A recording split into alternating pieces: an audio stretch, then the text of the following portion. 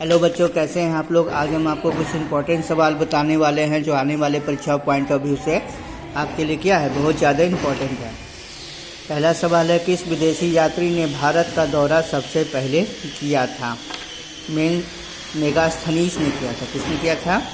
मेगास्थनीज के द्वारा भारत का दौरा क्या है, सबसे पहले किया गया था। अगला सवाल है, प्राचीन भारत में निम्न में से कौन सा विद्या अध्ययन का केंद्र नहीं था। विद्या अध्ययन का केंद्र कौन नहीं था? कौशाम्बी नहीं था। यानी कौशाम्बी जो है विद्या अध्ययन का केंद्र नहीं था। तो कौन कौन सा था विद्या अध्ययन का केंद्र? तक्षशिला था, विक्रमशिला था और नालंदा था विद्या अध्ययन का केंद्र था। शून्य की खोज किसने की थी? शून्य की खोज आर्यभट्ट के द्वारा की गई थी। शून्य की जो खोज थी वह आर्यभट्ट के द्वारा की गई थी। महापाषाण संस्कृति 1500 ईस्वी पूर्व से 1000 ईस्वी पूर्व हमें दक्षिण भारत के उस ऐतिहासिक युग से परिचित कराती है जब महापाषाण काल में उपयोग में लाए जाते थे। क्या चीज़ लाए जाते थे? बड़े पत्थरों से घेरी गई समाधियाँ यानी कब्रें। महापाषाण संस्कृति 1500 ईस्वी पूर्व से 1000 ईस्वी पूर्व हमें दक्षिण भारत के उस ऐतिहासिक युग से परिचित कराती है जब महापाषाण काल में उपयोग में लाए जाते थे क्या चीज़? बड़े पत्थरों से घेरी गई समाधियाँ या कब्रें। किस पुस्तक का 15 भारतीय व 40 विदेशी भाषाओं में अनुवाद किया जा चुका है? पंचतंत्र का। पंचतंत्र एक ऐसी पुस्तक है जिसको 15 भारतीय व 40 विदेशी भाषाओं में अनुवाद किया जा चुका है। न्यूमिस्मैटिक्स क्या है? सिक्कों व धातुओं का अध्ययन है। हम लोग सिक्कों या धातुओं का अध्ययन किसके द्वारा करते हैं? न्यूमिस्मैटिक के द्वारा करते हैं। अगला सवाल है, हितोपदेश के लेखक कौन है? हितोपदेश के लेखक नारायण पंडित हैं। कौन है? नारायण पंडित हैं। नाट्यशास्त्र की रचना किसने की थी? नाट्यशास्त्र की रचना भरत मुनि के द्वारा की गई थी। विक्रम संवत प्रारंभ कब हुआ था? विक्रम संवत जो था 58 ईस्वी पूर्व में प्रारंभ हुआ था। अंकोर वाट का मंदिर कहाँ पर स्थित है? अंकोर वाट का जो मंदिर है कंबोडिया में स्थित है। पुरापाषाण काल में आदि मानव के मनोरंजन के साधन क्या थे? पुरापाषाण काल में जो थे आदि मानव के मनोरंजन के साधन शिकार थे। क्या थे? शिकार थे। निम्नलिखित में से किसको चालकोलिथिक एज कहा जाता है? ताम्रपाषाण युग को चालकोलिथिक एज कहा जाता है। स्वप्नवासवदत्ता के लेखक कौन है? स्वप्नवासवदत्ता के लेखक कौन है? भास है। नालंदा विश्वविद्यालय किस लिए प्रसिद्ध है? बौद्ध धर्म दर्शन के लिए नालंदा विश्वविद्यालय क्या है? प्रसिद्ध है। उस स्रोत का नाम बताइए जो प्राचीन भारत के व्यापारिक मार्गों पर मौन है। मिलिंद पन्हो। यानी उस स्रोत का नाम क्या है जो प्राचीन भारत के व्यापारिक मार्गों पर मौन है? वो क्या है? मिलिंद पन्हो है। आधुनिक मानव के हाल का पूर्वज कौन है? क्रो-मैग्नन मनुष्य है। आधुनिक मानव के हाल का पूर्वज कौन है? क्रो-मैग्नन मनुष्य है।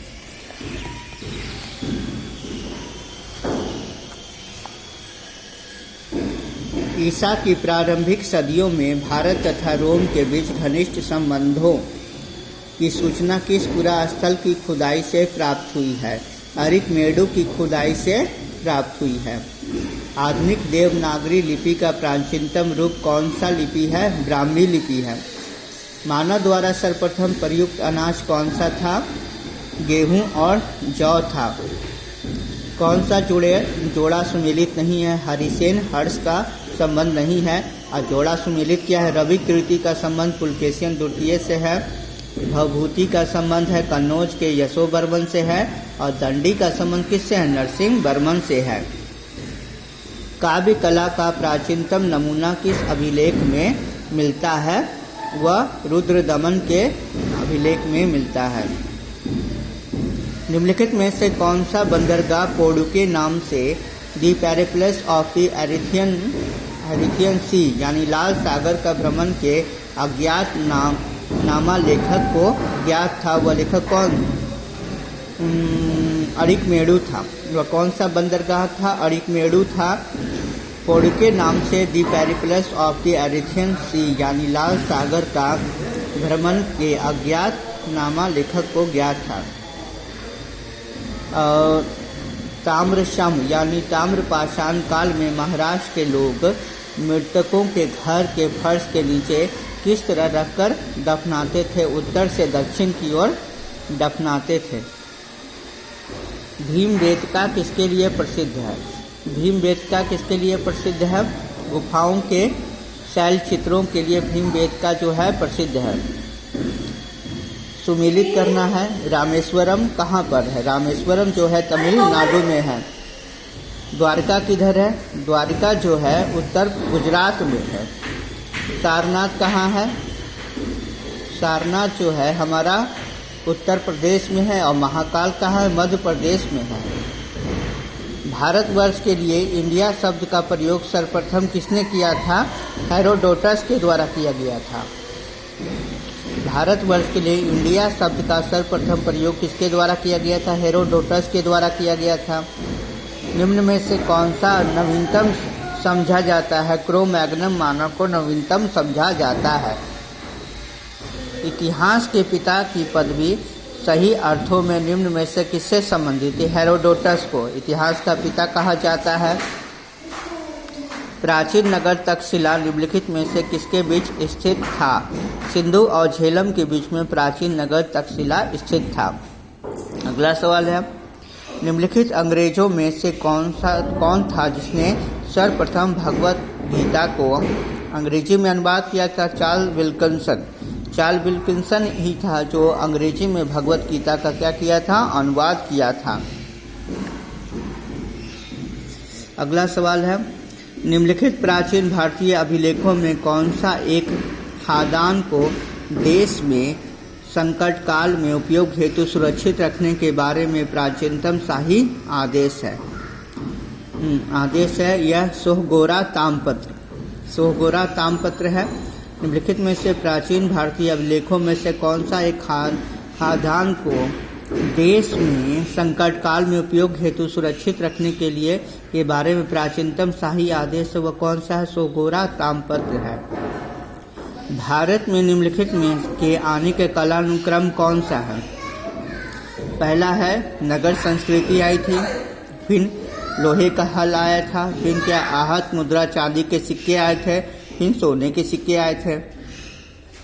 प्राचीन भारत में निम्नलिखित में से कौन सी एक लिपि दाईं ओर से बाईं ओर लिखी जाती थी? वह खरोष्टी लिपि है।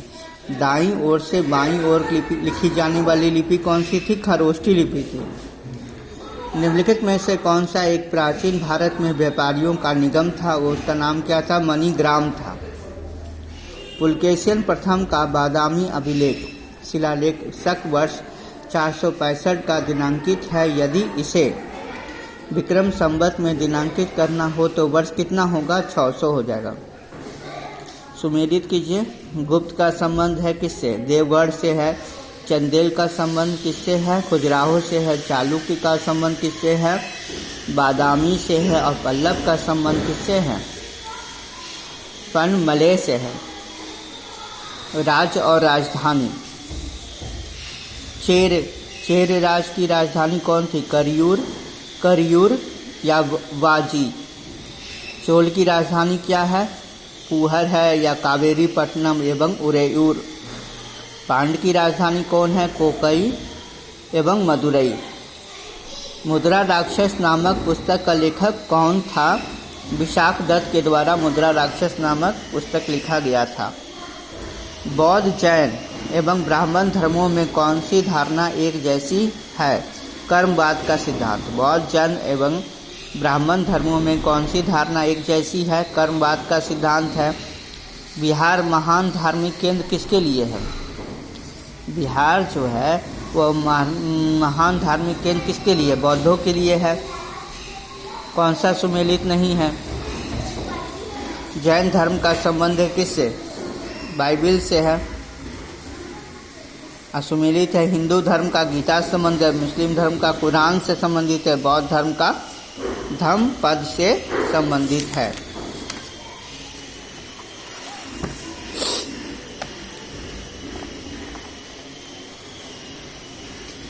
निम्नलिखित पुराणों में कौन एक सुमेलित नहीं है? कपूर मंजरी हर्ष से संबंधित है, ये गलत है। तो हमारा क्या है? माल विकाग्नि मित्र कालिदास से संबंधित है। मुद्रा राक्षस पिशाक दत्त से संबंधित है। सौंदर्यानंद जो है अश्वघोष से संबंधित है। मानव द्वारा सर्वप्रथम प्रयुक्त धातु कौन था? तांबा था। प्राचीन काल भारत में हुई वैज्ञानिक प्रगति के संदर्भ में कौन सा कथन सत्य है?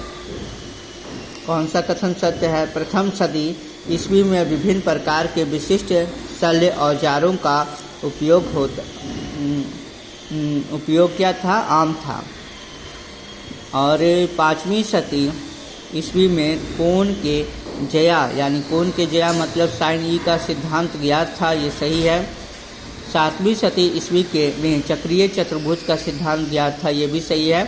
तो गलत क्या है कि 3री सदी ईस्वी के आरंभ में मानव शरीर के आंतरिक अंगों का प्रत्यारोपण शुरू हो चुका था। तो इसमें ऑप्शन क्या हो जाएगा? 1, 3, 4 सही है।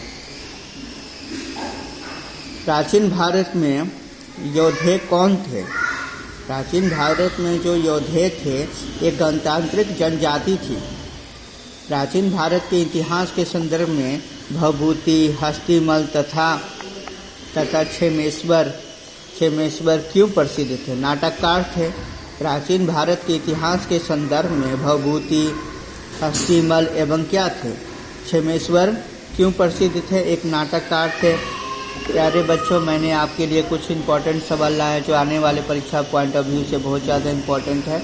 मेरे चैनल को लाइक कीजिएगा, सब्सक्राइब कीजिएगा और शेयर कीजिएगा। ओके, बाय बच्चों।